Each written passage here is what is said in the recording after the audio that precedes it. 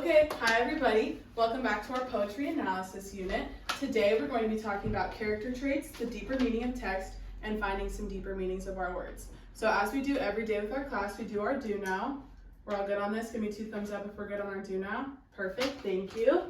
And also every day in our poetry unit, I know it's only day 2, but let's do our poetry chant. Does anybody need a refresher because we're still kind of early with this? Oh yeah, a lot of people. Okay. Can I please have a volunteer raise their hand and tell me what the P stands for in our chant? Alyssa? The P is for purpose. Purpose. And can somebody please tell me the O? Raise their hand and tell me. Sarah? Observation. Observation. Audrey, what's our E? Evidence. Evidence. And Avery, our T? Theme. Theme. Perfect. Are we all feeling a little bit better? Yes. Alrighty.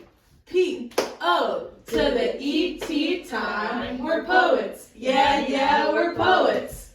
We find our P. Purpose through our O, observation, and our E, evidence to find our T. Theme, we're poets. Yeah, we're poets. Yes, good job everybody, that was awesome. So, using our poet chant and our annotation guide, I want you all to have pulled out your homework, right?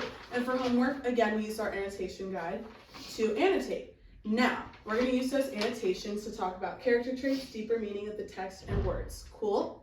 So, there was a couple confusing words in here, right? Did anybody have any circles or question marks on their paper?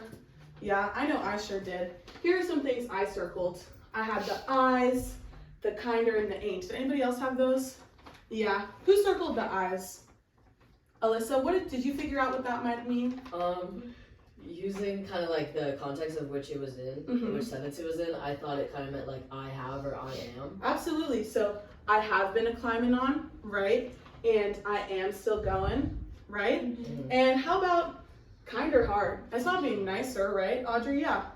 I think it means kinda instead of like the action of being kind. Yeah, absolutely. That was awesome. I would totally agree with that. But everybody else? Yeah. Yeah. And what about, we see ain't a lot. We say ain't in our day-to-day life, but we don't really write that in formal writing. What do we think ain't means in this sentence? So, and life for me ain't been no crystal stair. What do we think that means?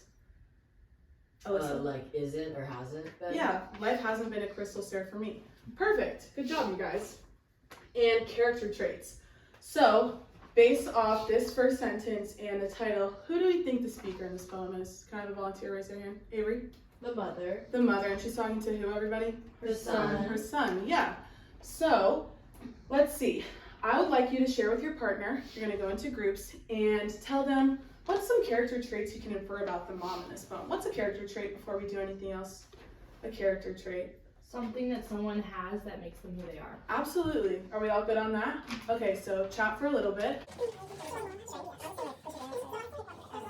Okay, perfect.